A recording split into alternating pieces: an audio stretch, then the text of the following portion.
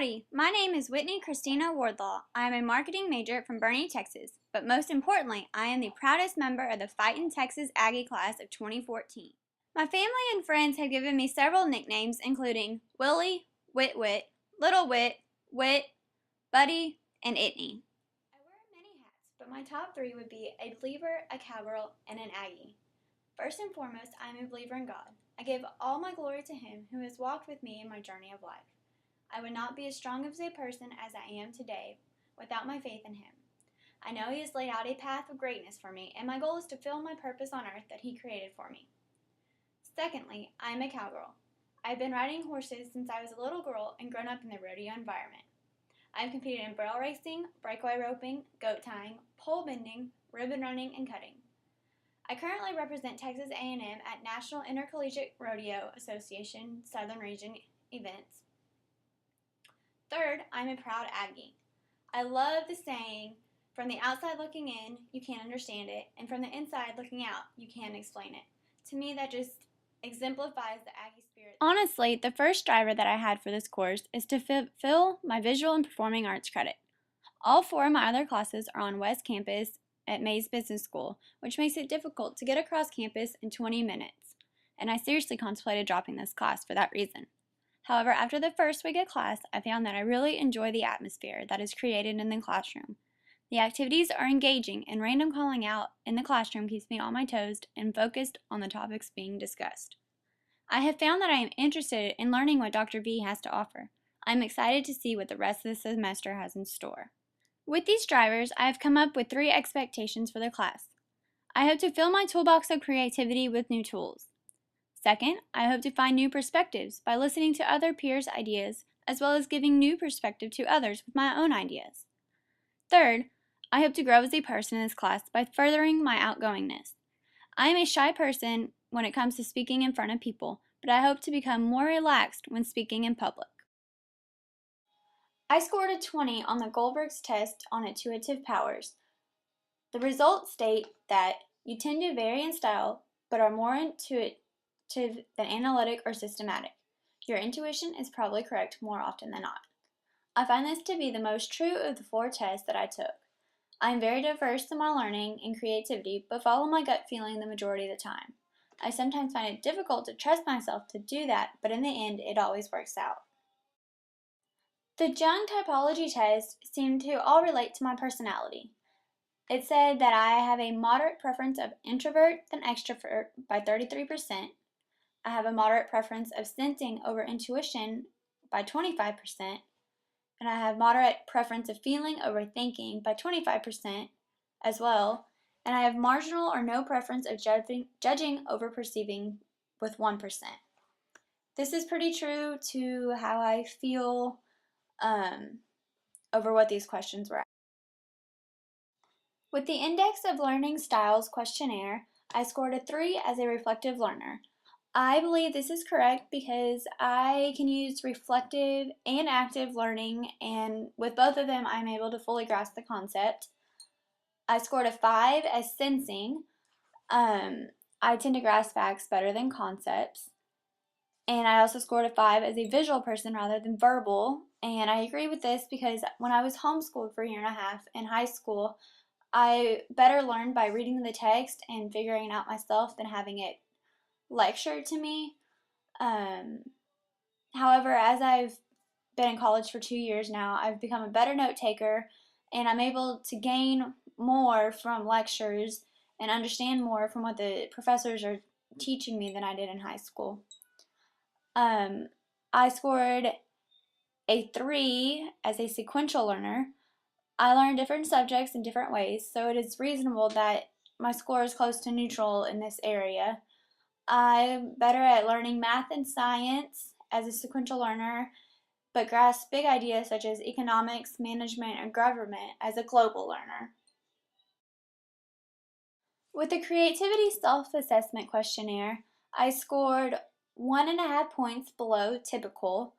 I found that each of the areas were pretty similar to how I believe my creativity to be, except for persistence. I scored well below the average, which I'm not that kind of person. I'm always never give up until I succeed and find a way to obtain my goals in that kind of way. So I kind of disagree with that finding, but abstraction, I was a little bit above the normal, which is correct. Connection, I was with average. Complexity, I was a little bit above average. Paradox, I was right with everybody else. Boldness, I was right below the average, which is okay because I'm very shy in nature until you get to know me, and then I'll tend to open up a little bit. Curiosity, I was a little below average, just slightly. And perspective, I was slightly above average. Overall, I feel like this assessment was the least helpful of the four, but I still enjoyed it. I believe that determination, awareness, and experience is what sets me apart from others. I am determined to be the best at anything I do. I work hard to succeed in my activities, and I strive to learn new techniques in order to reach those goals. Second, I feel very aware of my surroundings. When I was growing up, my dad always taught me to look both sides and everywhere I go to see who's around me and everything. So I feel that just being aware of everything allows me to always have a plan of attack if something were ever to go wrong.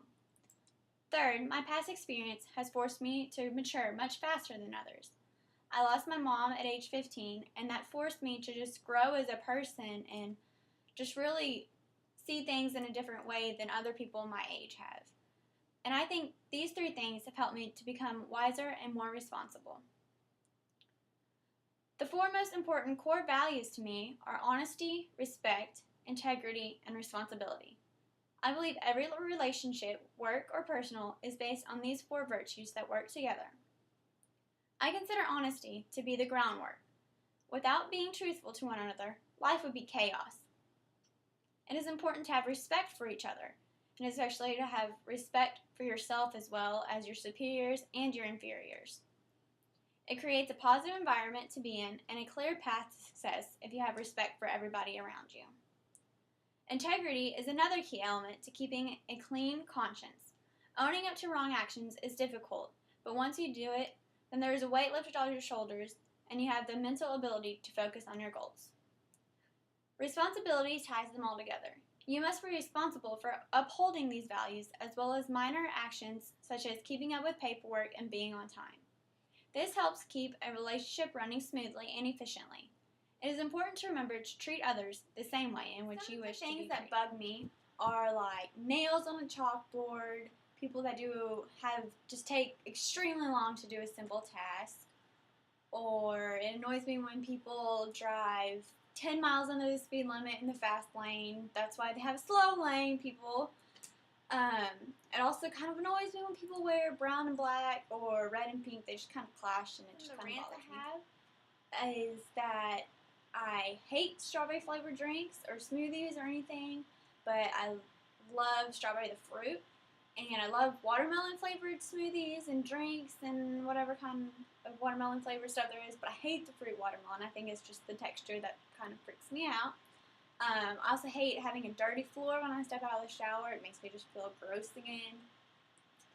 And the sound of people popping their knuckles or their necks or anything just creeps me out. I mean, I don't mind if I do it, but when I hear other people do it, it just gives me a couple phobias I always have a fear of getting stuck in an elevator.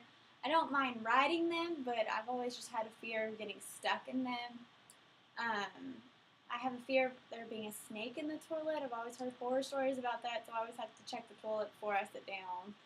It's kind of weird, but, and cats. Cats freak me out. I've only had one cat that I liked, and it was like my brother. But other than that, they look evil, and they look creepy, and not a big cat person. Things that inspire me. I would say nature inspires me. Being outdoors and being in the open and feeling the cool breeze and the fresh air, the creeks and the ponds, the sound of just nature really clears my mind and allows me to have good focus on whatever I need to focus on, or just have no focus at all and just relax. When I hear new concepts or new ideas that I'm interested in, that inspires me to dig deeper and learn more about them. Usually this comes with courses, whether it be feed supplements, massage techniques, that kind of thing. I'm really interested and how to better care for my horses. And the third thing that really inspires me is failure. When I fail, I always want to find something that makes me succeed. I have that motivation and that drive from failure. Some of the things that I love are sweet tea, Texas country music, Dr. Pepper, rodeo, horses, my family and friends. I love to travel. I love to drive to new places, and I also love to have campfires to hang out with friends. I love to go backroading. Just anything of that sort. I love adventure overall. My passion is to make other people happy, whether it's my horses, whether it's my friends, even myself. Making other people happy makes myself happy, and that's what I really love to do. I like to be there for somebody who needs me, or just really anything. If I had 3 magic genie wishes, I would wish that horses could talk to us, because that would make life so much simpler if they could just tell us exactly where they're hurting and how we can help them. They give us little signs now, but it's so hard to pinpoint the exact problem. If they could speak to us, that would just make it so much easier. Second, I would wish to go back in time and ride with John Wayne and Trigger. I think that would be such an incredible experience to go back in time and see how they did it, because we can always see it in the westerns, but never really get the feel of it until you actually do it. The third wish, I would be able to play the guitar exceptionally well. People who can play the guitar just inspire me. I think it's so cool how they can get up there and play in front of people and just give people this awesome entertainment through their gift of being able to play the guitar. I think that is just awesome. If I had a magic wand, the first thing I would do is provide enough rain to fill up all the rivers and lakes, and fill all the aquifers and replenish the dry ground so crops could grow and alleviate the drought that we have been in.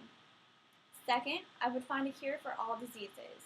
It breaks my heart to see people suffering without a definite cure to help them, and I would love to see every person on earth be able to live a long, healthy, and happy life. Third, I would provide positive thinking for everyone and give every man a conscience to do no evil. This world would be a much better place without all the violence and cruelty, and I think that if people had more of a positive attitude than a negative attitude, that it would improve society immensely. Fail-safe mechanisms. I would love to sing at the Grand Ole Opry with George Strait if I had the opportunity to, with a incredible voice, not my current voice, of course. He is a country music legend, and to have the opportunity to sing on stage with him would be a once-in-a-lifetime experience. I would absolutely love to do that. I would love to drive a race car without the fear of crashing. I think it would be so incredible to feel the adrenaline rush that they always talk about. Lastly, I would love to be able to fly. I think it would be so fun to just jump in the air and take off to any destination without fear. Some of the past accomplishments in my life have been rodeo accomplishments. I have won over 20 saddles, over 70 buckles. In junior high, my 7th grade year, I was the Texas State Breakaway Champion. And my 8th grade year, I qualified for nationals in the breakaway roping, goat tying, and ribbon running. And at nationals, me and my partner in the ribbon roping were 2nd runner-up, or reserve champion, whatever you want to call it. In high school, in our region, I've won the all-around 3 years in a row. I won the rookie my freshman year, as well as the barrel racing saddle my freshman year. My sophomore year, I won the cutting. And another academic accomplishment that I really am proud of myself for is being accepted to the Mays Business School of Texas A&M. I am so honored to be able to attend such a great university and have so many opportunities from here. Lastly, I'm proud of all the sportsmanship awards I've been given. From rodeo, people seeing me in and out of the field and always having a positive attitude, to academic sportsmanships where my senior year of high school, the Optimist Club recognized me as being an outstanding student from the community, and so I'm really proud of that. My claim to fame is this past January, several friends and I went skiing at Wolf Creek, Colorado. It was about the third day of skiing, and we had started going in and out of trees and making our own trails. So we thought, why not go down a double black diamond? What kind of harm would that do? So we took off on the trail, and it wasn't so bad until we got to the huge cliff that all the warning signs were telling us about. And we could see over the trees that were below us. So the four girls decided to climb back up the mountain. We took off our skis and basically carried them the whole way back up. We laughed so hard at ourselves for thinking that we were expert skiers that were going to conquer this double black diamond that professional skiers only ski at. On my bucket list, I want to go skydiving, but I want to go in a beautiful tropical place. That way, if my parachute decides it's not going to open, then I can enjoy my final view of Earth. I also want to go scuba diving to see beautiful fish and underwater plants. I've gone snorkeling before, but I think going down deeper and seeing other types of underwater life would be really cool. I also want to visit all 7 continents. So far, I've only been to North and South America, but I plan on exploring the other 5 in my lifetime. I also want to go on a safari. I think that would be an incredible experience to go see Africa and all it has to offer. My biggest dream is to win the world in belt racing. In doing this, I hope to inspire other women the same way previous champions have inspired me to follow my dreams, trust in my training, and never give up. I want to be remembered as a person who made everyone around me happy. I hope to impact people's lives for the better and be remembered in that way. I would want my epitaph to be along the lines of, her friendship was an inspiration, her love was a blessing. That is fitting for how I want to be remembered. I want to thank you for allowing me to share a little bit about myself with you, and I look forward to spending the rest of the semester in your class.